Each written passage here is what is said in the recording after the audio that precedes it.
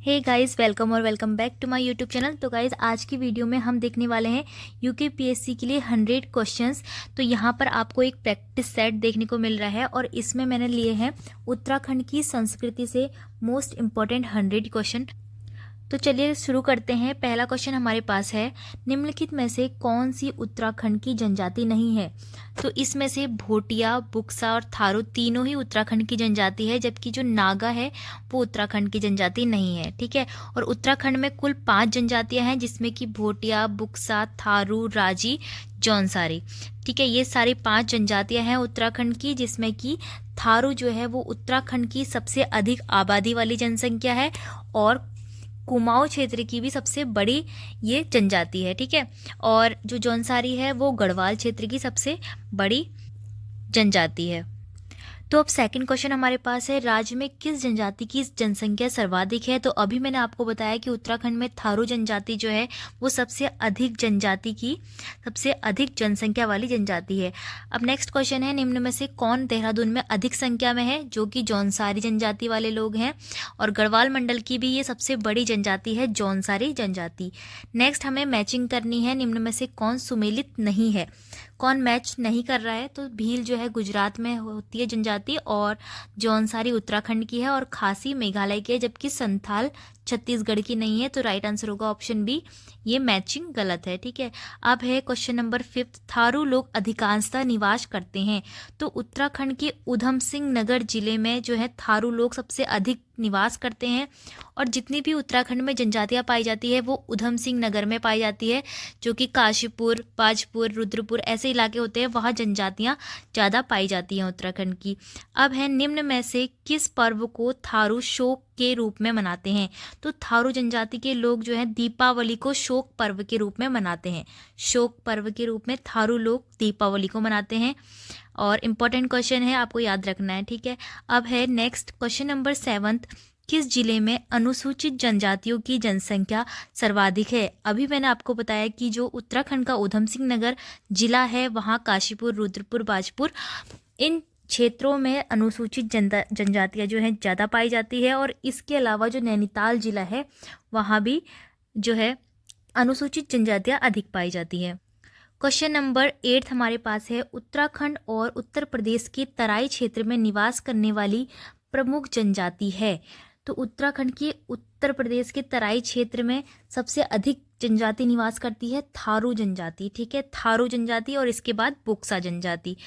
अब next question है, बुक्सा जनजाति का प्रमुख निवास क्षेत्र बताना है हमको। तो आपको बुक्सा जनजाति का पूछा है तो उधम सिंह नगर का काशीपुर क्षेत्र सबसे अधिक जो है बुक्सा जनजाति वाला क्षेत्र है। अब है क्वेश्चन नंबर 10, मातृ सत्ता प्रधान समाज निम्न में से किस जनजाति में से मिलता है? हमें बताना है कि ऐसी कौन सी जनजाति है जहां मातृ सत्ता होती है, यानी कि पिता से अधिक मातृ सत्ता होती है, वो है थारू जनजाति। ठीक है, थारू जनजाति में मातृ सत्ता होती है। अब है, निम्न में कौन सा सही है? अब हमें मैचिंग में देखना है कि कौन सा मैचिंग सही है। थारू जनजाति को पिथौरागढ़ का बताया है, जो कि बिल्कुल गलत है, जबकि पिथौरागढ़ में भोटिया जनजाति पाई जाती है। अब जौनसारी को बताया है नैनीताल का, तो नैनीताल में जौनसारी जनजाति नहीं होती है, जौनसारी जनजाति देहरादून में होती है, तो ये भी बिल्कुल गलत है। अब यहाँ पर बता रखा है कि भोटिया जनजाति अल्मोड़ा में, तो हाँ, कुछ भोटिया जनजाति जो है अल्मोड़ा में भी निवास करती है, तो ये सही बता रखा है। और थारू को यहाँ पे उत्तरकाशी का बताया है, जो कि बिल्कुल गलत है, थारू उधम सिंह नगर में निवास करती है। तो ऑप्शन सी, भोटिया अल्मोड़ा में निवास करती है, ये सही होगा, क्योंकि कुछ भोटिया लोग अल्मोड़ा में भी निवास करते हैं। क्वेश्चन नंबर 12 हमारे पास है, मुंडा तथा तिब्बती भाषा निम्न में से कौन सी जनजाति बोलती है? तो फ्रेंड्स, यहाँ पे देखो, हमें बताना है कि मुंडा और तिब्बती भाषा किस जनजाति की भाषा है? ये है राजी जनजाति की भाषा। और राजी जनजाति के लोगों को वनरौत भी कहा जाता है, क्योंकि वनरौत का मतलब होता है वनों के राजा, क्योंकि ये जनजाति वनों में निवास करती है, जंगलों में निवास करती है, इसलिए इनको वनों का राजा कहा जाता है, राजी जनजाति को। और ये लोग जो है वन का संरक्षण भी करते हैं, क्योंकि ये वनों को अपना घर मानते हैं। क्वेश्चन नंबर 13 हमारे पास है, कुमाऊं क्षेत्र में निवास करने वाली जाति है। कुमाऊं क्षेत्र में जो निवास करने वाली जातियां हैं, किरात, भोटिया, नाग, तीनों ही कुमाऊं मंडल में निवास करती हैं। तो ऑप्शन डी, ये सभी सही होगा। अब है क्वेश्चन नंबर 14, भोटिया जनजाति का ग्रीष्मकालीन आवास कहलाता है। तो भोटिया जनजाति ग्रीष्मकालीन आवास उनका कहलाता है मैथ। ऑप्शन बी मैथ बिल्कुल राइट आंसर होगा, क्योंकि गर्मियों के दिनों का जो आवास होता है उनका मैथ कहलाता है, और जो ठंडियों के दिन का आवास होता है उसको गुंडा कहा जाता है। तो याद रखना, ठंडियों का दिन को गुंडा कहा जाता है। और इस तरह से भी आप याद रख सकते हो कि जब गर्मियों की छुट्टियां पड़ती है तो हम कहाँ जाते हैं, मैथ जाते हैं, यानी कि मायके जाते हैं। तो ऐसे याद रखना कि जो भोटिया लोग होते हैं वो गर्मियों में मैथ चले आते हैं। अब है next question, question number 15, Uttarkashi की गंगा घाटी में निवास करने वाले भोटिया जनजाति के लोगों को क्या कहते हैं। तो जो उत्तरकाशी के गंगा घाटी में निवास करने वाले भोटिया लोग होते हैं उनको जाड़ कहा जाता है। अब है बागनाथ निम्न में से किस जनजाति के मुख्य देवता हैं। बागनाथ बताने हैं कि सबसे कौन सी ऐसी जनजाति है जिनके वो मुख्य देवता हैं। वो होती है राजी जनजाति, जो कि जंगलों में निवास करती हैं। उनके मुख्य देवता बागनाथ होते हैं। अब है क्वेश्चन नंबर 17, राजाजी राष्ट्रीय उद्यान में किस जनजाति के लोग निवास कर रहे हैं जो इस क्षेत्र को छोड़ने के लिए भी तैयार नहीं है। तो ये है गुर्जर जनजाति के लोग, जो कि राजाजी राष्ट्रीय उद्यान जो आपका देहरादून में पड़ता है, तो वहाँ ये लोग निवास करते हैं और वो इस क्षेत्र को अब छोड़ना भी नहीं चाहते हैं। नेक्स्ट है जौनसारी जनजाति के लोगों का सर्वाधिक निवास किस जनपद में है। तो ये क्वेश्चन रिपीट हो रहा है बार बार। जौनसारी लोग देहरादून में रहते हैं, राइट आंसर होगा। अब है क्वेश्चन नंबर 19, किस जनजाति के लोग सर्वाधिक रूप से नैनीताल में पाए जाते हैं। ऑप्शन में हमारे पास है जौनसारी, शौका, राजी। ठीक है, सबसे ज़्यादा पाए जाते हैं ये थारू लोग। थारू लोग नैनीताल और ऊधम सिंह नगर जिले में पाए जाते हैं। अब है भोटिया जनजाति द्वारा कमर से नीचे पहनने वाले वस्त्र को क्या कहा जाता है। तो भोटिया जनजाति जो कमर से नीचे वस्त्र पहनती है उसे कहा जाता है फूया बेल। फूया बेल। क्वेश्चन नंबर 21 है, निम्नलिखित में से किस जनजाति का संबंध महाभारत काल से है। ऑप्शन में हमारे पास है माहीगीर, भोटिया, बुक्सा या थारू। तो माहीगीर जनजाति ऐसी है जिसका संबंध महाभारत के काल से है। क्वेश्चन नंबर 22 हमारे पास है, निम्न में से किस जाति में जाति प्रथा नहीं होती। तो जाति प्रथा किस जनजाति में नहीं होती है, खस में। खस में जातियों का भेदभाव बिल्कुल नहीं होता है, खस जनजाति। ठीक है। अब है निम्न में से कौन सी बोली पश्चिमी कुमाऊनी के अंतर्गत नहीं आती है। तो पश्चिमी कुमाऊनी, तो आप ऐसे मैप में देखना, उत्तराखंड के मैप में पूर्व इधर आता है, पश्चिम इधर आता है। अब हमें बताना है कि पश्चिमी कुमाऊनी कौन सी नहीं है। ऑप्शन में हमारे पास है खस परजिया, अस्कोटी, दनपुरिया और पछाई। तो देखो फ्रेंड्स, जो खस परजिया है, दनपुरिया है, पछाई है, ये सभी आपकी पश्चिमी कुमाऊनी के अंतर्गत आती है। जबकि जो अस्कोटी है, अस्कोटी जो कुमाऊनी होती है वो पूरब की तरफ पिथौरागढ़ वाले लोग बोलते हैं। ठीक है, क्योंकि पिथौरागढ़ कहाँ पे है, उत्तराखंड के पूरब की तरफ। तो अस्कोटी जो होगी वो पूरब की कुमाऊनी बोली है, जबकि बाकी दनपुरिया, खसपुरिया, खसपरजिया और पछाई जो है आपकी पूर्वी कुमाऊनी होती है। तो राइट आंसर होगा ऑप्शन बी, अस्कोटी। निम्न में से कौन सा तत्व सौरियाली के संबंध में असत्य है। तो पहला कथन है पिथौरागढ़ के सौर परगने में बोली जाती है। तो ये बिल्कुल सही है। जो सौरियाली बोली होती है वो पिथौरागढ़ के सौर क्षेत्र में बोली जाती है। इसमें औकारांतता की प्रवृत्ति मिलती है। तो औकार की रांतता की इसकी प्रवृत्ति मिलती है। इसमें नकार की प्रधानता होती है। नकार यानी कि हर बात में न बोलना, औकार मतलब औ बोलना। अब है लास्ट ऑप्शन डी, इसमें नकार का अभाव पाया जाता है। तो इसमें नकार का अभाव पाया जाता है। यहाँ पे ये जो कथन है वो बिल्कुल असत्य होगा, क्योंकि सौरियाली बोली में बात बात पे न बोला जाता है। तो इसका मतलब न बोला जाता है, तो इसका अभाव नहीं बल्कि इसकी प्रधानता है। क्वेश्चन नंबर 25 हमारे पास है, निम्न में से कौन पहाड़ी भाषाओं की उत्पत्ति दरद या खस से मानते हैं। तो फ्रेंड्स, इसमें से आपका राइट ऑप्शन होगा डॉक्टर सुनीति कुमार चटर्जी, जो है पहाड़ी भाषाओं की उत्पत्ति दरद या खस से मानते हैं। नेक्स्ट हमारे पास है क्वेश्चन नंबर 26, निम्न में से कौन गढ़वाली की उत्पत्ति सौर सेनी से मानते हैं। तो डॉक्टर भूला शंकर व्यास और डॉक्टर धीरेन्द्र वर्मा दोनों ही गढ़वाली की उत्पत्ति को सौर सेनी से मानते हैं। तो ऑप्शन सी, ए और बी दोनों ही इसमें राइट आंसर होगा। अब है तिब्बतिया तथा नेपाल की सीमा से लगे उत्तराखंड के सीमावर्ती क्षेत्रों में प्रमुखता से बोली जाने वाली बोली कौन सी है। तो जो नेपाल की सीमा से लगे हुए हैं क्षेत्र, वहाँ सबसे ज़्यादा कौन सी बोली बोली जाती है? भोटिया बोली बोली जाती है, क्योंकि वो आपके पिथौरागढ़ साइड में भोटिया जो जनजाति है वो अधिक निवास करती है, तो वो भोटिया बोली बोलते हैं। अब नेक्स्ट देख लेते हैं। क्वेश्चन नंबर 28 हमारे पास है, लोकप्रिय कविता संग्रह लंगड़ी किरण के रचयिता कौन है? तो राइट आंसर हमारे पास है option B, Leeladhar Jagudi. Next question हमारे पास है क्वेश्चन नंबर 29। हमें मैचिंग करनी है और बताना है कौन सा ऑप्शन हमारे पास सही है। तो पहाड़ की लालटेन जो रचना है, साहित्य है, वो लिखा गया है आपका मंगलेश डबराल द्वारा।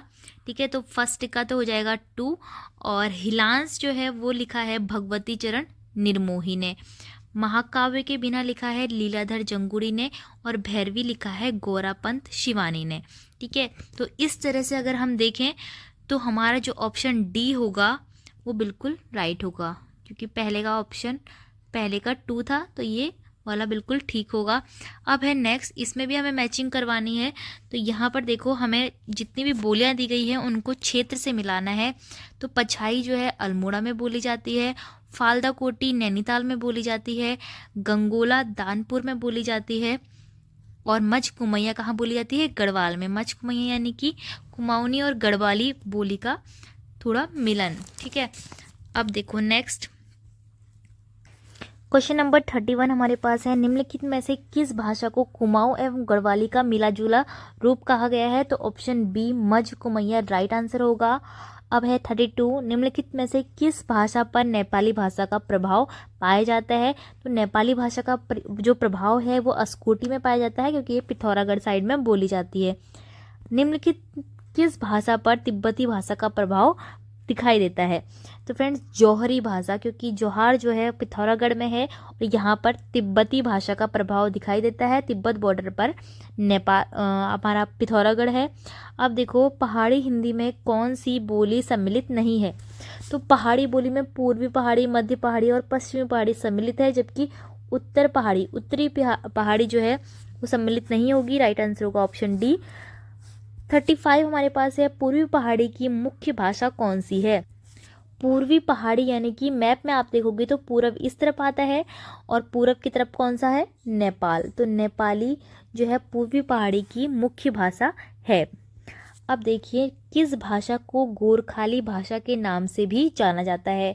तो गोरखाली भाषा के नाम से नेपाली भाषा को जाना जाता है, गोरखा लोगों की वजह से। अब देखो, क्वेश्चन नंबर 37 है, मध्य पहाड़ी हिंदी की 2 प्रमुख बोलियां हमको बतानी है। मध्य पहाड़ी यानी कि गढ़वाली और कुमाऊं का मिला जुला रूप। तो ऑप्शन ए जो होगा गढ़वाली कुमाऊं बिल्कुल राइट आंसर होगा। अब देखो क्वेश्चन नंबर 38, नेपाली में किस भाषा की सभी ध्वनियाँ पाई जाती है? तो नेपाली में कौन सी भाषा की ऐसी ध्वनि है जो पाई जाती है? अब है इसका राइट आंसर ब्रज भाषा की सभी ध्वनियाँ नेपाली में पाई जाती है। क्वेश्चन नंबर 39 है, भोटिया जनजाति द्वारा बोली जाने वाली प्रसिद्ध भाषा है? राइट आंसर हमारा है ऑप्शन ए, मारछा। नेक्स्ट है क्वेश्चन नंबर 40, निम्न में से किस भाषा की कोई लिपि नहीं होती तथा कोई लिंग भेद नहीं होता? तो राइट आंसर हमारा होगा रंलवू, ऑप्शन डी। अब है क्वेश्चन नंबर 41, जिसमें कि पूछा गया है, थारू बोली में पश्चिमी हिंदी की किस बोली के तत्व नहीं पाए जाते हैं? तो इसका राइट आंसर होगा अवधी बोली के जो है तत्व नहीं पाए जाते हैं थारू में। क्वेश्चन नंबर 42 है, ब्रह्म संप्रदाय के आराध्य ब्रह्मा जी का प्रसिद्ध पावनेश्वर मंदिर कहाँ स्थित है? तो फ्रेंड्स, ये मंदिर स्थित है अल्मोड़ा में। अब है क्वेश्चन नंबर 43, उत्तराखंड का लक्ष्मी नारायण मंदिर किस संप्रदाय का कुल मंदिर है? तो यह है वैष्णव संप्रदाय का कुल मंदिर। क्वेश्चन नंबर 44 हमारे पास है, महाभारत में शिव के कितने नामों का उल्लेख है? महाभारत में शिव की 11,000 नामों का उल्लेख है। क्वेश्चन नंबर 45, भोटिया जनजाति के लोग भगवान शिव की आराधना किस रूप में करते हैं? तो ऑप्शन ए, क्षणशय रूप में करते हैं। 46 में है हमारा, अर्जुन ने किस पर्वत पर किरातवेशी शिव के दर्शन किए थे? तो ये पर्वत है इंद्रकील पर्वत, जिस पर अर्जुन ने किरातवेशी शिव के दर्शन किए। क्वेश्चन नंबर 47 है, मध्य युग में उत्तराखंड में कौन सा राजवंश शैव मतावलंबी था। तो शैव मतावलंबी बताना है हमको, जो कि कुणिद और कत्यूरी दोनों थे। तो ऑप्शन ए और बी दोनों ही यहाँ पे राइट होंगे। अब देखिए क्वेश्चन नंबर 48, जौनसारियों में महासु के रूप में पूजित हैं। तो जौनसारियों में महासु देवता के रूप में पूजित हैं कार्तिकेय। नेक्स्ट है शक्ति की उपासना करने वाले कहलाते हैं, तो वे कहलाते हैं शाक्त।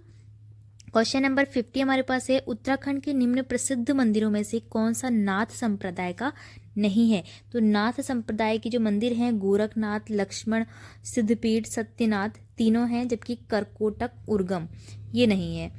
अब है क्वेश्चन नंबर 51, ह्वेनसांग ने अपनी यात्रा विवरण में निम्न में से किस स्थान पर एक बौद्ध स्तूप का उल्लेख किया है। तो ये स्थान है गोविशाण, जो कि अब काशीपुर कहलाता है। अब है क्वेश्चन नंबर 52, जैन तीर्थकर ऋषभ देव के पिता नाभि के उत्तराखंड के किस पर्वत की चोटी पर तपस्या कर निर्वाण प्राप्त किया था। अब ये पर्वत का नाम है गंधमादन पर्वत। अब है क्वेश्चन नंबर 53, निम्न में से कौन सा धार्मिक स्थल सिख धर्म से संबंधित नहीं है। सिख धर्म से जो संबंधित नहीं है वो बताना है। तो हेमकुंड, रीठा साहिब और नानक मत्ता, नाम से आपको पता चल रहा होगा, ये सभी संबंधित हैं, जबकि ऑप्शन सी जाखड़ ताल संबंधित नहीं है। क्वेश्चन नंबर 54 है, मुस्लिम शासक मोहम्मद तुगलक ने राज्य के किस पर्वत पर 1337 से 38 ईस्वी में आक्रमण किया था।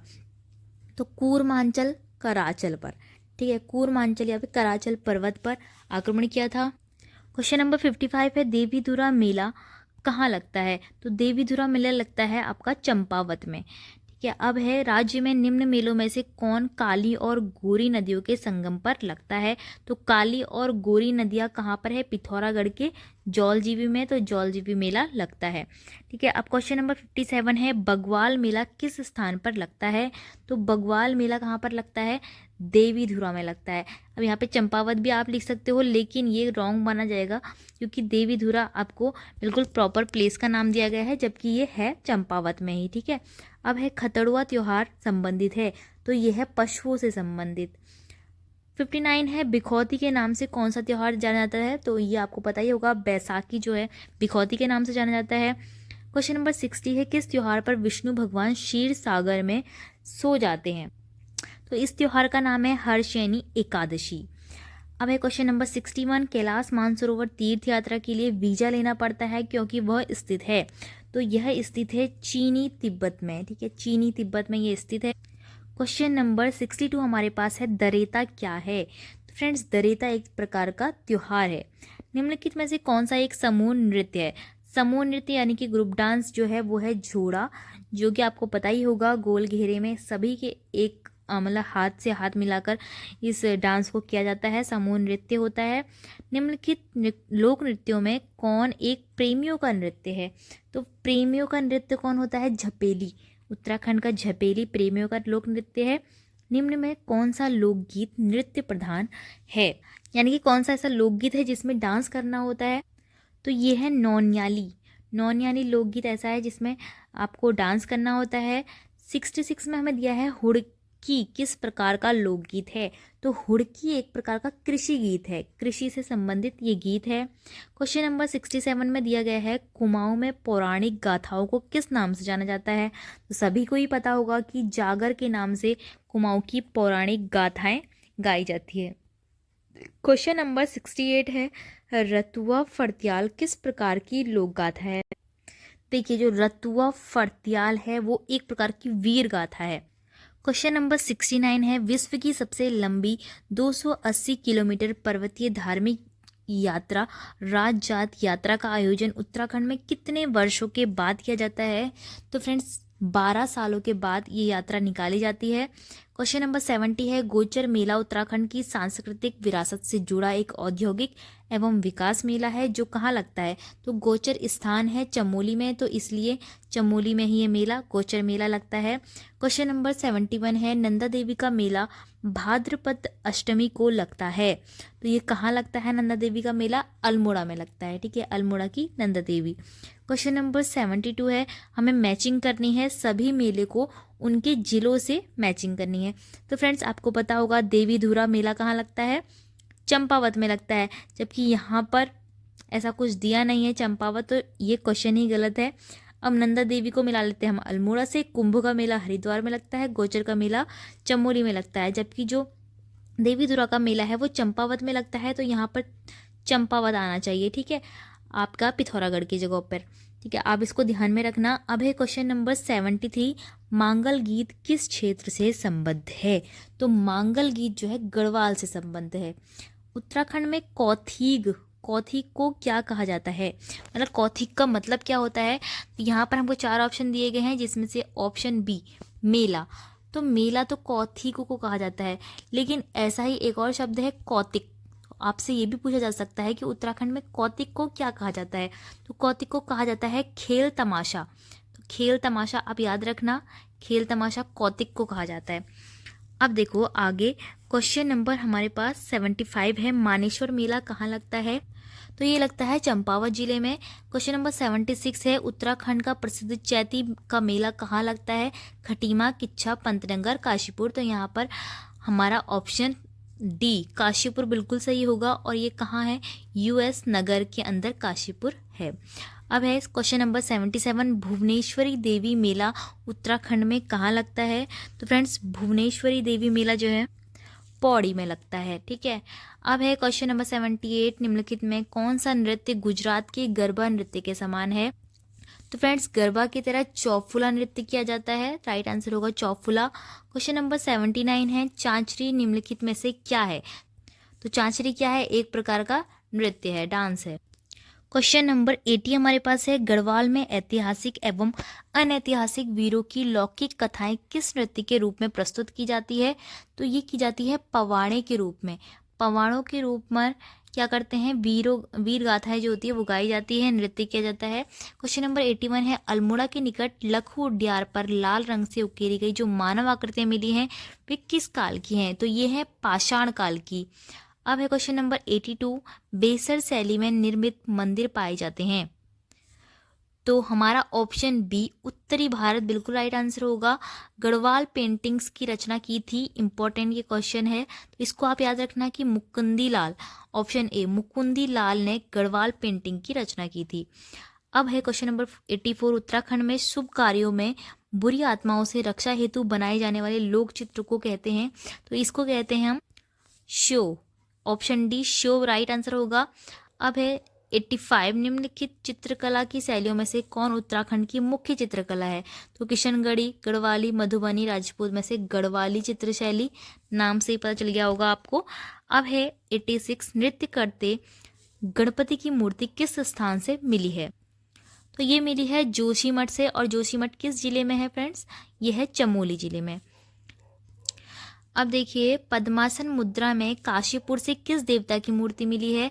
तो ये मिली है गणेश देवता की मूर्ति, काशीपुर से मिली है पद्मासन की मुद्रा में। काशीपुर जो कि कहाँ है? यूएस नगर में, ऊधम सिंह नगर में। क्वेश्चन नंबर 88 है, बौद्धों की महायान शाखा की किस देवी की मूर्ति जखेटा से प्राप्त हुई है? तो ये प्राप्त हुई है तारा की, ठीक है, तारा देवी की जो है मूर्ति जखेटा से प्राप्त हुई है। क्वेश्चन नंबर 89 है, कनफटा साधु वर्ग निम्न में से किससे संबंधित है? तो फ्रेंड्स लकुलीस वर्ग से ये संबंधित है। मिट्टी में से लघु मूर्तियों का निर्माण कहलाता है, मिट्टी से लघु मूर्तियों का निर्माण कहलाता है डिमाऊ, ठीक है, ऑप्शन ए राइट होगा। तो अब हमारे पास कुल 10 क्वेश्चन बचे हैं, जिसमें कि क्वेश्चन नंबर 91 है, निम्न में से कौन सी शैली के मंदिर उत्तराखंड में नहीं मिलते हैं? तो चपटी छत वाले मिलते हैं, नागर शैली के मिलते हैं, कत्यूरी शिखर वाले भी मिलते हैं, किंतु चार बाग मंदिर नहीं मिलते हैं। अब हमें बताना है ऐपण क्या है। तो ऐपण सबको पता है, एक प्रकार की चित्रकला है जो कि वाइट कलर से करते हैं हम, रेड कलर की पट्टी बनाकर वाइट कलर से चित्र बनाते हैं, तो यही होता है ऐपण। बारंबार एक ही नमूने से पूरी दीवार को चित्रित करना क्या कहलाता है? पट्टा, दिकारा या पौ या फिर बार बूंद? तो नाम से पता चल रहा होगा बार बूंद, मतलब बार बार चित्र बनाना। क्वेश्चन नंबर 94 है, देवी देवताओं की मिट्टी की 3 दिशाओं में उभारदार मूर्तियां कहलाती हैं। तो अगर आप 3 दिशाओं में मूर्तियां बना रहे हो किसी भी देवी देवताओं की, तो उसको क्या कहा जाता है? पट्टा, ऐपना, पौ या फिर दिकारा? तो राइट आंसर हमारा है दिकारा कहा जाता है इस कला को। क्वेश्चन नंबर 95 है, उंगलियों से कागज, दरवाजों, चौराहों आदि पर चित्रित की जाने वाली चित्रकला कहलाती है? तो अब देखिए, उंगलियों से कागज, दरवाजों, चौराहों आदि पर चित्रित की जाने वाली जो चित्रकला होती है उनको कहा जाता है प्रकीर्णन। ठीक है, प्रकीर्णन कहा जाता है। ऑप्शन ए इसमें सही होगा। क्वेश्चन नंबर 96 है, गढ़वाली शैली के प्रसिद्ध चित्रकार मोलाराम किसके पुत्र थे? तो ये थे मंगत राम के पुत्र मोलाराम, जो कि गढ़वाली शैली के प्रसिद्ध चित्रकार थे। इंपॉर्टेंट क्वेश्चन है, आपको याद रखना है। अब है रिंगाल मुख्यतः है, तो रिंगाल भी एक इम्पोर्टेंट क्वेश्चन है कि ये रिंगाल क्या है। यह है एक तरह का हस्तशिल्प कारीगरी। ठीक है। क्वेश्चन नंबर 98 है, निम्न में से कौन सा मंदिर रानीखेत के पास है? तो फ्रेंड्स, कालिका मंदिर जो है वो रानीखेत के पास है, और रानीखेत कहाँ है? अल्मोड़ा में है, याद रखना आप। अब है क्वेश्चन नंबर 99, उत्तराखंड के किस जनपद में केदारनाथ मंदिर है? तो यह आप सभी को पता ही होगा, इजी सा क्वेश्चन है। केदारनाथ मंदिर कहाँ है? रुद्रप्रयाग है। आपको चारों धाम पता होने चाहिए, जिसमें कि बद्रीनाथ चमोली में, गंगोत्री यमुनोत्री उत्तरकाशी में, और केदारनाथ कहाँ है? रुद्रप्रयाग में। क्वेश्चन नंबर लास्ट हमारे पास है, निम्न में से किस पर्यटक स्थल पर सैन्य छावनी स्थित है? तो फ्रेंड्स, इससे पहले की भी 2 वीडियो में मैंने जिसमें प्रैक्टिस सेट आपको कराए हैं 50-50 क्वेश्चंस के, तो उसमें भी मैंने आपको बताया था कि सैन्य छावनी कितनी है? 9 है, और 9 के आपको नाम याद होने चाहिए, और 9 की आपको स्थापना याद होनी चाहिए। ठीक है, तो इसमें से हमसे पूछा कि कौन सी सैन्य छावनी है? तो चक्राता जो है एक तरह का पर्यटक स्थल है, देहरादून का चक्राता, जहाँ की सैन्य छावनी है। और ताड़ीखेत आपका अल्मोड़ा जिले में आ जाता है। ठीक है, तो ये बाकी में आपकी सैन्य छावनी नहीं है, तो आपको सब याद रखना है। तो फ्रेंड्स, आपको आई थिंक समझ में आ रहा होगा कि इन प्रैक्टिस सेट्स के माध्यम से कि आप लोगों का जो पढ़ाई का लेवल है वो किस प्रकार का है, और आपके कितने मार्क्स आ जा रहे हैं। तो आज की वीडियो जो थी वो यूकेपीएससी स्टूडेंट के लिए थी, और इस वीडियो में मैंने आपको बताया कि उत्तराखंड की संस्कृति से किस प्रकार के क्वेश्चन यूकेपीएससी में बन सकते हैं। तो इसी तरह से और भी जो प्रैक्टिस सेट है वो मैंने अपलोड किए हुए हैं, वो आप यूकेपीएससी वाली प्लेलिस्ट में देख सकते हो। जितना भी कुछ यूकेपीएससी के बारे में वीडियो में अपलोड करती हूँ तो मैं उसी प्लेलिस्ट में डाल देती हूँ। तो फ्रेंड्स, आई होप आपके लिए वीडियो हेल्पफुल रही होगी। वीडियो आपको पसंद आई तो वीडियो को प्लीज़ लाइक और चैनल को सब्सक्राइब जरूर करना।